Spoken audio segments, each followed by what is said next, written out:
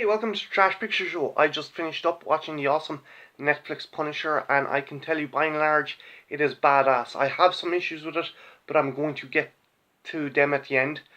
The main driving force and main reason this series is so awesome is Jon Bernthal. He does the best portrayal of the Punisher I have ever seen in any medium, particularly live action.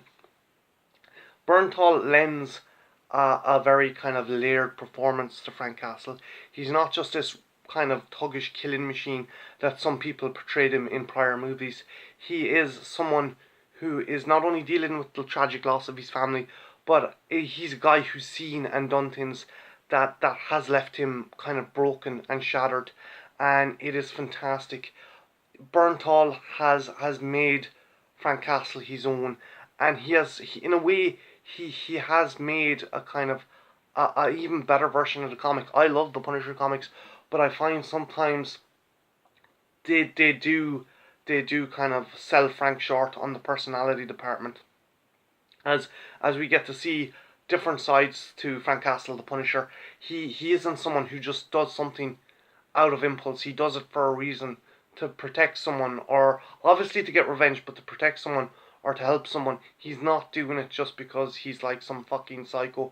It does portray him with kind of mental issues and things that one can condone, but it does show that there's humanity to Frank Castle. He's not just some monster. Um, in the grander scheme of things, I think that this Punisher is someone who isn't afraid to use violence, but they're not necessarily comfortable in their civilian skin either. So it seems that Frank kind of has to de facto go into that very kind of dark place. The rest of the cast is amazing. Ebion Moss Barach, I hope I'm pronouncing his name right, is fantastic as Micro. He is this very clever individual. He was a CIA analyst, and now he's completely out of his depth and needs Frank's help. At the start, they can't stand each other. Midway, they're like a bickering couple, but by the end, Frank actually gives a shit about him, and there is kind of a slow bond that's a build up, and his performance is wicked. His character is really likable, and when you find out his reason or his driving force, you get behind that character a lot more. Ben Barnes as Billy Debute, aka Billy Russo, aka Jigsaw. For any comic book readers, you'll know what I mean by that last name. He is wicked. He has a suave and very charismatic personality, which is a layer which hides a very kind of dark, sinister, and evil individual. And the history of Frank that they set up in this, that isn't being set up in any comic, I think, is very clever, and kind of shows a very yin yang kind of personality to Frank Castle, and where Frank could have gone if things had turned awry. There's also a CIA analyst or agent, not analyst. Dinah, what's her name? Dinah Madani, I think. She's an Iranian CIA analyst, and she's one tough cookie.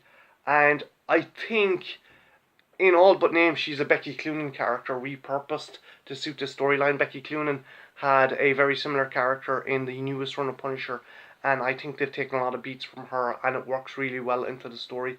Last up, we have Rawlins. If you are a fan of the Punisher Max comics, you'll know who Rawlins is. He's a CIA spook and a very vicious and dangerous man. He has had a run-in with Frank, and if you've read the Max comics, has had the same fate involving a body part because of his encounter with Frank Castle. Not as kind of creepy and as kind of outright dangerous, but definitely more of a kind of a couch covert kind of killer. He lets everyone else do his dirty work. Again, by and large, the series is very clever. It doesn't it doesn't outright relish in the violence. It'll take you to a point where it's like, oh yeah, that's badass, and then it'll keep going to an uncomfortable level. For example, I think their version of the corridor scene from like Daredevil is Frank raiding an insurgent compound, and like he's fucking disposing of these guys, like he's cutting through them like a razor.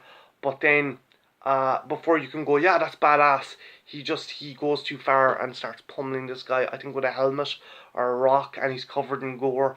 And even, not only us, even Frank himself is just disgusted by his actions, and he's just stunned by how far he went. And it shows that, like, for every action, or for every kind of violent action, or badass action, there's consequences. Like, Frank ends up coming back to the compound. He's shaking, he's wounded, he's bleeding, he's throwing up blood. Like, this does not, like, this does not revel, or make an almost pornographic statement on violence.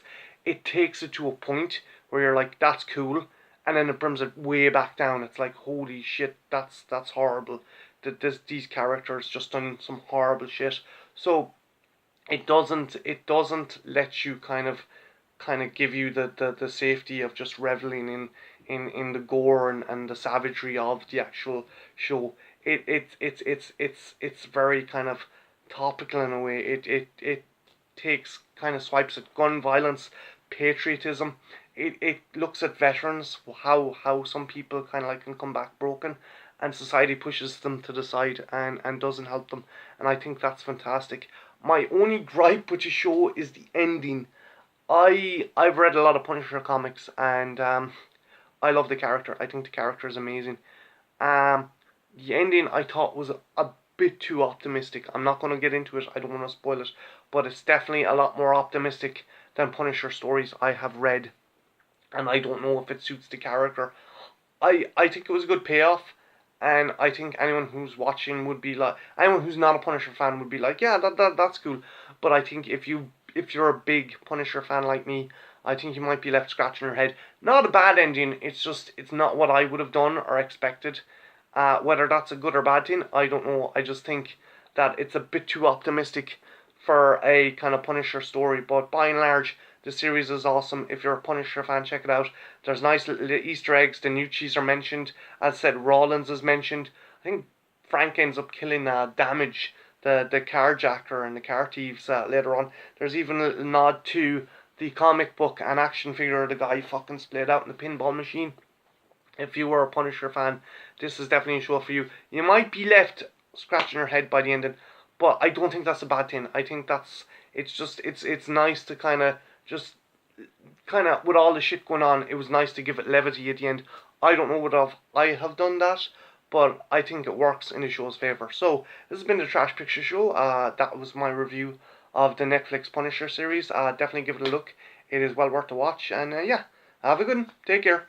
Bye now.